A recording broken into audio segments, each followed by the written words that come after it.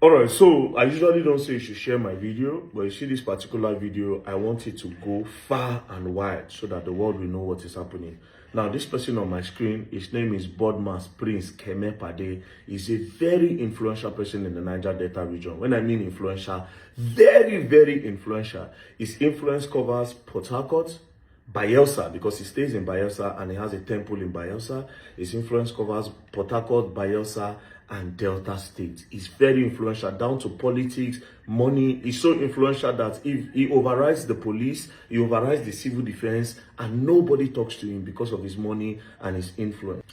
So, as you can see, Apostle Bodmas Prince Kemepadi, chairman, Izon Cultural Heritage Center. He also has a temple. As you can see, his temple is called Temple of Woyin, his own cultural heritage. And he's also a member of the APC. Join the APC party membership so you know the kind of influence he has. His influence goes so deep. The police, he has influence in the police, he has influence in the military, he has influence with the civil defense. Now, this matter I'm about to put out there, they've all called me. A lot of people have called me that I should not talk about this. But I told them, I said, I know if you see evil like this, make I keep quiet. That means the blood of this boy where they involved could also cry on me. So I no go shut up. I will not shut up on this. Now, what happened? There is a boy. His name is Patrick Peresode. Now, Patrick Peresode has a deity, his ancestral deity that he serves.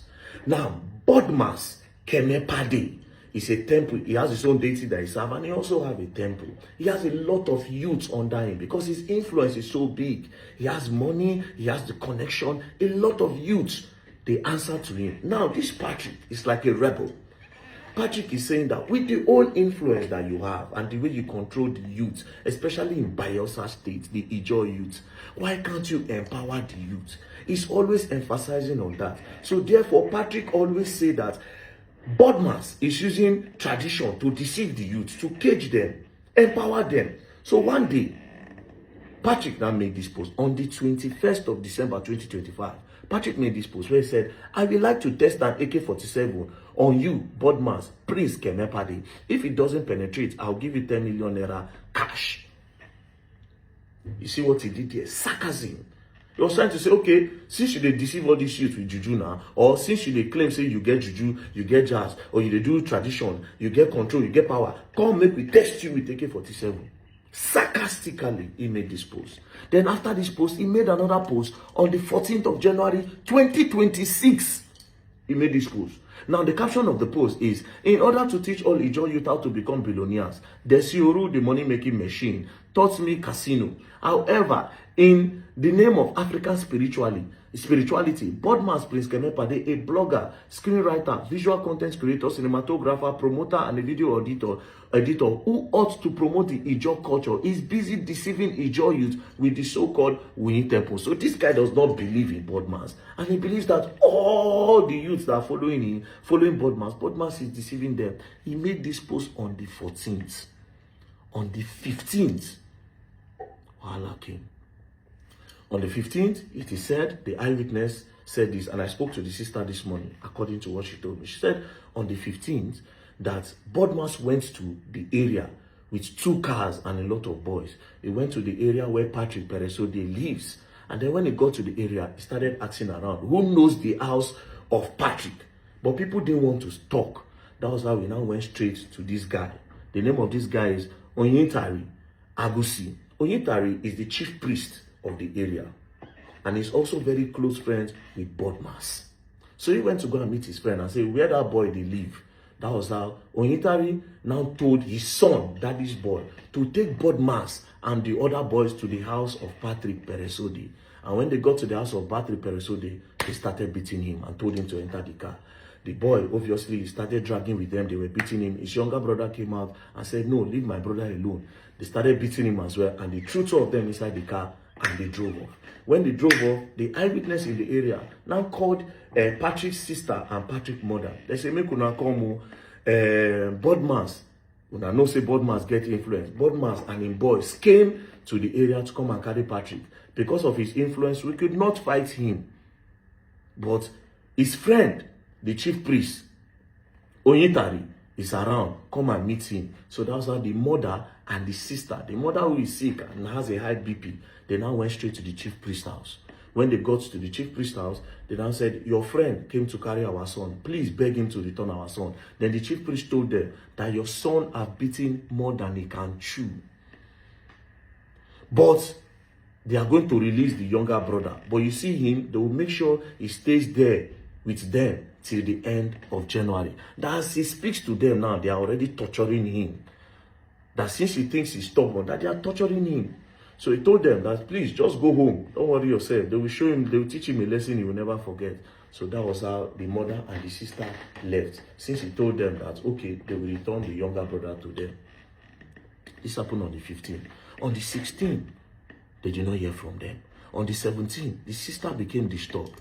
And the mother was also disturbed. So the sister told the mother that since you have BP, just wait in the house. Let me go and look for my brothers. So she started going to different police stations, from one police station to the other, to go and search for the boys, just in case they are locked up in the police station, and nobody told them. Then God so kind, she got to the police station close behind sports complex. It's called Poor Father in Bayelsa State. When she got there, she made entry, she wrote her name, she said this is the people she's looking for, she dropped her phone, and then they now called their names. God so kind, they now answered. Patrick and his younger brother. They brought them out, policemen were there. She now started asking the boy question with the Ijaw language. She asked him what happened, short bruises on his head and some funny injury. She now asked him what happened.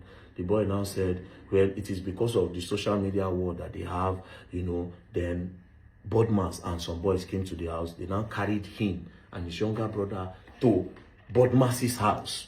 When they got to the house, they tied him, his hand to the back, and they tied his leg. They now used rod. They now hit his waist. They were now hitting his waist. They now used some side of cutlass. They were now hitting him. That even his head that is open, they used plank to hit him. So he explained all of this. The sister now said, okay, how are you feeling? He said he's not feeling good. They now returned him back to the station. Now, the sister now started making inquiries on how to get him out. Police, they were now giving her sign of Omonio. So she now went back to the area. People now told her that, see, that poor father, if you don't get money, you know if you release them, and they don't collect small money, make sure say you owe plenty money before you feel release them. She now went back to the IPO and said she needs to release them. They now said they will not be able to do anything because Bodmas is not around. That it is Bodmas that brought them. That Bodmas is not around. Now, the brother now also told her that it was during early hours of the 16th that Bodmas took them to the station. After he had tortured them, that was when he now took them to the station to go and drop them there. Anyways, so the lady went back to start looking for money. Eventually, on the 17th, she don't see money. On the 17th, she don't see money. On the 18th, she don't see money. On the 19th, somebody now gave her a loan of 100,000. But they still told her that this 100,000 naira will not be enough. While she was still going everywhere to look for money, on the 20th, at about 3:45 p.m., the IPO of the case now called her and said, where are you? She said she's not around. He said, come, anywhere you are, leave what you are doing, come and carry your brother. She said, yeah, okay, but I'm not around. I said, just send anybody or just come and carry your brother. So that was how she now rushed to the police station area. But one of their uncle have already gone to carry the boy. When they carried the boy was not standing properly. He could not talk. He know if he talk again, he was just looking at them like Momo. So immediately, I don't want to miss it. Immediately, they rushed the boy to General Hospital Amasoma. When they got to General Hospital Amasoma, when the hospital saw the condition of the boy, they immediately referred them to Teaching Hospital Okolobri. When they got to Teaching Hospital Okolobri, they saw the way the things was going. The nurse, the doctor, they said, we know if you take care of this boy. They now told them that they should go to FMC Yonogwa. When they got to FMC Yonogwa, when the nurses and the doctor saw the condition, one of the nurses now called the sister to the side and said, after all these things they are doing here, your brother's spinal cord is broken. If you notice, even when we held his neck, it's only when we hold his neck that he stands. Immediately we take out his neck will just go back. His neck bones have also been broken. So like this, his spinal cord is gone. They have to go and do a spinal cord surgery. So when they told them that they need to go and do a spinal cord surgery, the lady said, spinal cord surgery is usually expensive. We did not know that it has gotten to this. It's expensive.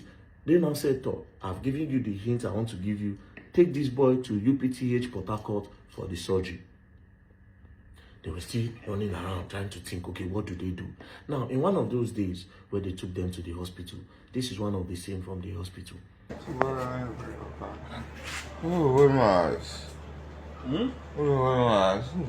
no, body mass now. By this time, the boy could not really talk. The only thing he was saying from every location is blood mass, blood mass, blood mass, blood mass. Before he now later explained. But the day he was explaining, on the 29th, he now gave up the ghost. On the 29th, the boy died. Neck broken, spinal cord broken, bones broken. Got different marks all over the boy's body. Now this kind of matter when I say make I keep quiet for. Now this kind of matter when they call me say make I no talk. When I know they fear God. Now this kind of matter when I say when I want to use connection cover. I know say the man get money, get connection. He's very connected, politics and everything. But anybody in this country, be it police, be it anybody, if you will collect money to keep quiet on this kind of matter, it will never be well with you and your generation. If you go collect money shut up for this kind of matter, it no go be well for you and your generation. Now this kind of matter, I won't shut up for. Now this is what I want to say. This is Nigeria. To the Ijaw youth, Bayelsa youth, this is Nigeria. Anything can happen. They fit silence the police. Yes, it happen. They fit silence the police. They fit silence them, they no go talk. But now, I will tell you this thing now. This is not a matter that you should move on from. Because if they can do this to Patrick Peresode, they can do it to you tomorrow. And now the way they want to cover this matter, now so they will still take cover on. If police say they won't stop that case, may they do their own way they want to.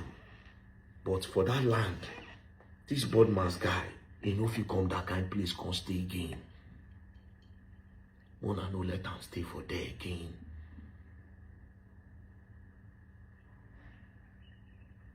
For what? Social media talk?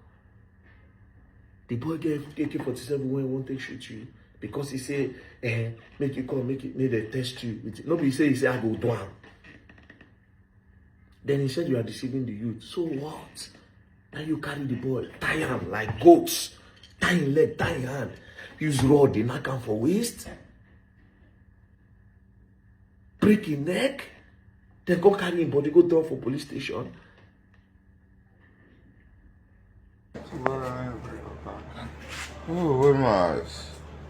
Yes, no, body mass now. To the Commissioner of Police, Bayelsa State, and to the Inspector General of Police, Kayode Egbetoku, it's possible that they will die this matter down, but we expect justice. Because this is Nigeria. I don't even have confidence in you guys anymore, to be very honest. Anything is possible. But the one way we say, I go talk now. The Bayelsa youths, may that man no near that town again. This is how you make a statement. If you let this one go, they go down to another person tomorrow. They say the man don't run. Bodmas, Prince Kemepadi. They say he don't run now in the Delta State. Delta State, Ijaw youths. No one no let this man walk off on our side. You have to bring him to the doormat of justice. Make him face the law. Make him face the law.